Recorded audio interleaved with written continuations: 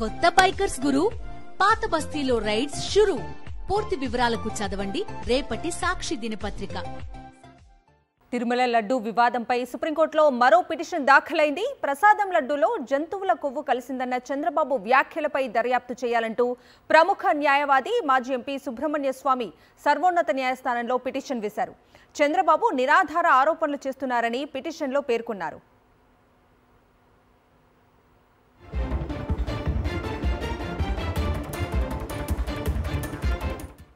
ఇక ఇదే అంశానికి సంబంధించి మరిన్ని అప్డేట్స్ అందించడానికి మా ప్రతినిధి వెంకటేష్ లైవ్ లో జాయిన్ అవుతున్నారు. వెంకటేష్,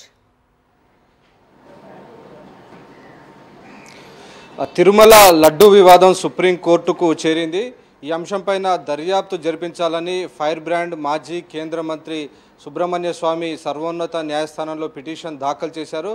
ఈ మొత్తం అంశంపైన చంద్రబాబు నాయుడు చేసినటువంటి వ్యాఖ్యలు భక్తుల మనోభావాలను గాయపరిచేలాగా గందరగోళం పరిచేలాగా ఉన్న నేపథ్యంలో ఈ అంశం పైన సమగ్రమైనటువంటి దర్యాప్తు జరపాల్సినటువంటి అవసరం ఉందని సుబ్రహ్మణ్య స్వామి భావిస్తున్నారు. సో ఆ నేపథ్యంలోనే ఆయన ఈరోజు సుప్రీంకోర్టును ఆశ్రయించారు. సుప్రీంకోర్టులో ప్రజా ప్రయోజన వ్యాజ్యం దాఖలు చేశారు. బహుశా ఈ వారంలోనే ఈ కేసును సుప్రీంకోర్టు టేకప్ చేసేటువంటి అవకాశం మనకు కనబడుతోంది.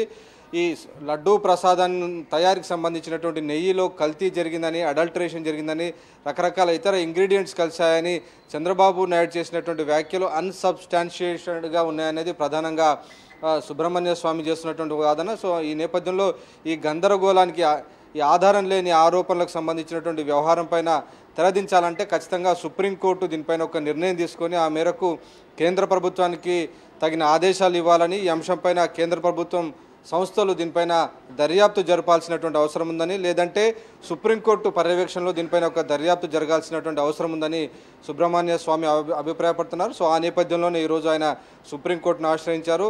ప్రపంచవ్యాప్తంగా ఉన్నటువంటి హిందువుల హృదయాలను గాయపరిచే విధంగా చంద్రబాబు నాయుడు చేసినటువంటి ఈ వ్యాఖ్యలు ఏవైతే ఉన్నాయో ఈ వ్యాఖ్యల్లో పూర్తిగా అన్సబ్స్టాన్షియేటెడ్గా ఉన్నాయి. ఇందులో ఎలాంటి ఆధారాలు లేకుండా కామెంట్స్ చేసినటువంటి నేపథ్యంలో ఈ యొక్క కామెంట్స్ నిజాల నిగ్గు తేల్చాల్సినటువంటి అవసరం ఉందనేది సుబ్రహ్మణ్య స్వామి వాదన. సో ఆ నేపథ్యంలో ఆయన సుప్రీంకోర్టులో ఈరోజు పిటిషన్ దాఖలు చేశారు. సో ప్రజా ప్రయోజన వ్యాజ్యాన్ని సుప్రీంకోర్టు త్వరలోనే స్వీకరించి దీనికి సంబంధించినటువంటి తదుపరి నిర్ణయం తీసుకునేటువంటి అవకాశం ఉంది. అలాగే ఇంకా పలువురు అనేక మంది ఈ అంశానికి సంబంధించి అత్యంత ప్రాముఖ్యమైనటువంటి వరల్డ్లోనే అత్యంత ప్రాముఖ్యత గాంచినటువంటి తిరుమల లడ్డూ వివాదం పైన లేనిపోని వివాదం సృష్టిస్తున్నటువంటి ఈ చంద్రబాబు నాయుడు వ్యాఖ్యల అంశంపైన ఇప్పటికే సిబిఐ దర్యాప్తు జరపాలని కూడా ఒక వ్యక్తి ఈ ఉదయాన్నే పిటిషన్ దాఖలు చేశారు. సో వరుసగా ఈ తిరుమల లడ్డూ అంశంపైన సర్వోన్నత న్యాయస్థానంలో పిటిషన్లు దాఖలవుతున్నాయి కాబట్టి ఈ అంశంపైన కేంద్ర ప్రభుత్వానికి తగిన ఆదేశాలు జారీ అయ్యేటువంటి అవకాశం ఉంది.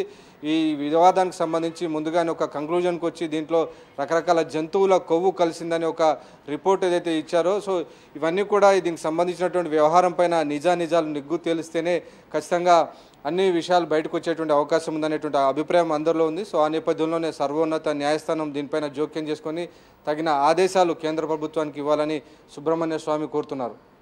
వెంకటేష్, కేంద్ర సంస్థలతో కానీ లేదా సిబిఐతో దర్యాప్తు చేయించాలని అనేక మంది కూడా కోరుతున్నా చంద్రబాబు దీనికి అంగీకరించడం మనకు కనిపించట్లేదు. కేవలం సిట్ ద్వారా దర్యాప్తు చేస్తాము అని చెప్పటం, నిరాధార ఆరోపణలు చేయటం ఇదన్నీ కూడా చూస్తూ ఉన్నాం. ఇప్పుడు సుప్రీంకోర్టులో ఈ పిటిషన్ దాఖలవటం నెక్స్ట్ ఏ విధంగా ఉండబోతుంది అనుకోవచ్చు? ఈ పరిణామాలన్నిటి కూడా ఎలా చూడాలి?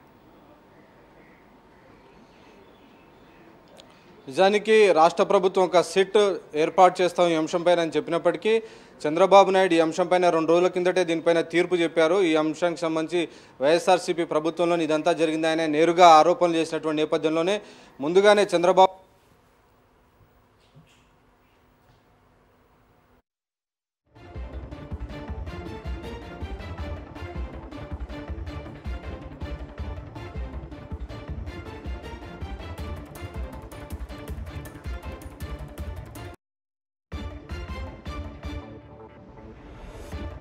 తెలుగుదేశం పార్టీ కార్యాలయంలో కామెంట్ చేశారు. తెలుగుదేశం పార్టీ ఆఫీస్లోనే ఆ రిపోర్టు విడుదల చేసినటువంటి నేపథ్యంలో ఖచ్చితంగా రాజకీయ ప్రయోజనాల కోసమే ఆయన ఈ మొత్తం వ్యవహారాన్ని వాడుకుంటున్నారనేది ప్రధానంగా వస్తున్నటువంటి ఒక అభియోగం. ఆ నేపథ్యంలో నిజానికి ల్యాబ్ రిపోర్టు 2 నెలల కింద వచ్చినప్పటికీ ఆయన 100 రోజుల పాలన పూర్తయిన సందర్భంగా ఆ ల్యాబ్ రిపోర్టు విడుదల చేసి వైఎస్ఆర్సీపీ పైన ఆరోపణలు చేసేటువంటి ప్రయత్నం చేశారు. సో ఖచ్చితంగా రాజకీయ ప్రయోజనాల కోసము తిరుమల లడ్డూ వ్యవహారాన్ని ఆయన వాడుకున్నారనేది క్లియర్గా అర్థమవుతున్నటువంటి నేపథ్యంలో రాష్ట్ర ప్రభుత్వం ఆధ్వర్యంలో ఏర్పాటు చేసే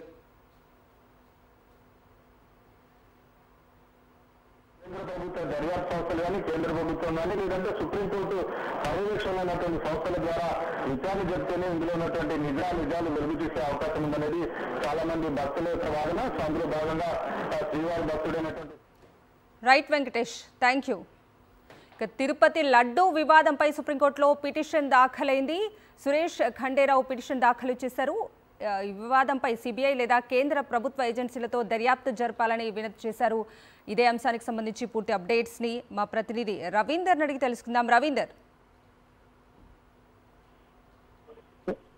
తిరుమల తిరుపతి లడ్డు ప్రసాదానికి సంబంధించి ఇష్యూ ఢిల్లీ స్థాయికి వెళ్ళిపోయింది. సుప్రీంకోర్టులో కూడా కేసు చేసే పరిస్థితి. ముఖ్యంగా ఇటు వైఎస్ఆర్ కాంగ్రెస్ పార్టీకి సంబంధించి ఆ పార్టీ సంబంధించిన నేత టిటిడి మాజీ చైర్మన్ ఎవరైతే ఉన్నారో మన వైఎస్ సుబ్బారెడ్డి కూడా కోర్టులో కేసు వేసిన పరిస్థితుంది. అట్లాగే కేసు సంబంధించి ఇప్పుడే తిరుమల తిరుపతి దేవస్థానానికి సంబంధించి మొదటి నుంచి కూడా ఆ కేసు వ్యవహారం చూస్తున్నటువంటి అక్కడ ఏ తప్పు జరిగినా సరే వెంటనే కోర్టుకు వెళ్ళేటువంటి సుబ్రహ్మణ్య స్వామి కూడా ఈ కేసులో చాలా సీరియస్ గా స్పందించి చేశారు. ఎందుకంటే 100 కోట్ల మంది భక్తుల మనోభావాలకు దెబ్బతీసే విధంగా రాష్ట్ర ప్రభుత్వం వ్యవహరిస్తుంది కాబట్టి దీని మీద వెంటనే చర్చ పెట్టడంతో పాటు వాస్తవాలు ఏంటనేది ప్రజలకు తెలియజేయాల్సిన అవసరం ఉంది. దీని మీద పూర్తి స్థాయిలో విచారణ జరపాలంటే అటు సుబ్రహ్మణ్య స్వామి కూడా కోర్టులో కేసు వేసిన పరిస్థితి. మరోవైపు వైఎస్ఆర్ కాంగ్రెస్ పార్టీ కూడా దీన్ని ఇప్పటికే సీరియస్ గా తీసుకున్న నేపథ్యంలో ఆ పార్టీ సంబంధించిన నేత వైఎస్ పార్టీ కూడా కేసు వేశారు. రెండు వేరు కేసు ఈ రోజు సుప్రీంకోర్టులో పడ్డాయని చెప్పుకోవచ్చు.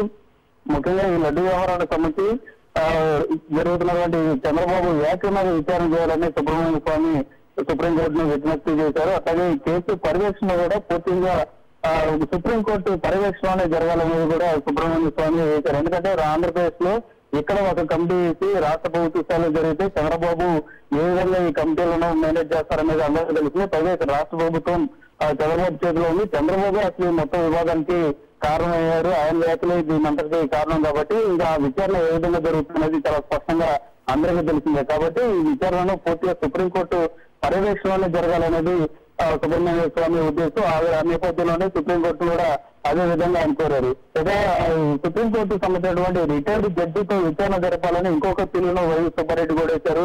ప్రస్తుతం 2 పిలుసు కూడా కోర్టు సుప్రీంకోర్టు తీసుకుంది కాబట్టి దీనికి సంబంధించి ఏ విధమైన ఆదేశాలు సుప్రీంకోర్టు అనేది ప్రస్తుతం ఆసక్తిగా ఉంది. అయితే ఈ మొత్తం వ్యవహారాలకు సంబంధించి గడిచిన దాదాపు 5-6 రోజులుగా రాష్ట్ర వ్యాప్తంగా కూడా ఈ ఘటన సంచలనం రేపుతుంటే మరోవైపు ప్రపంచవ్యాప్తమైనటువంటి వందల కోట్ల మంది శ్రీవారి భక్తులు ఎవరైతే ఉన్నారో వారందరి మనోభావాలు దెబ్బతీసే విధంగా చంద్రబాబు వ్యాఖ్యలు చేస్తూ ఉన్నారు. చివరికి నిన్న కూడా మళ్ళీ ఈవో శ్యామరావు చెప్పిన ట్యాంకర్లు ఏవైతే ట్యాంకర్లు వాళ్ళేదో వెనక పంపించామని ఈవో చాలా స్పష్టంగా చెప్తే చంద్రబాబు మాత్రం అదే కంటిన్యూతో తిరుపతిలో లడ్డూలు తయారు చేశారని చెప్పి మళ్ళీ ఆయన చేసినటువంటి వ్యాఖ్యలు. ఈ విధంగా చూస్తుంటే చంద్రబాబు ఉద్దేశపూర్వకంగానే కావాలని హిందూ భక్తుల మనోభావాలు దెబ్బతీసే విధంగా ఆయన ఈ చర్యలకు పాల్పడుతున్నారనేది చాలా స్పష్టంగా అర్థమవుతున్న నేపథ్యంలో ఇటు సుబ్రహ్మణ్య స్వామి కానీ అట్లాగే వైఎస్ సుబ్బారెడ్డి ఇద్దరు కూడా వేరు పిలుసు సుప్రీంకోర్టు వేసిన పరిస్థితుంది. అట్లాగే అక్కడ లోకల్ గా సురేష్ అనేటువంటి మరొక వ్యక్తి కూడా ఇప్పటికే కోర్టును కూడా ఆశ్రయించిన నేపథ్యం వీటన్నింటినీ పరిగణలోకి తీసుకున్నటువంటి సుప్రీంకోర్టు ఏ విధమైన ఆదేశాలు జారీ చేస్తున్నది ఒక ఆసక్తి పరిణామంగా మారిపోయింది.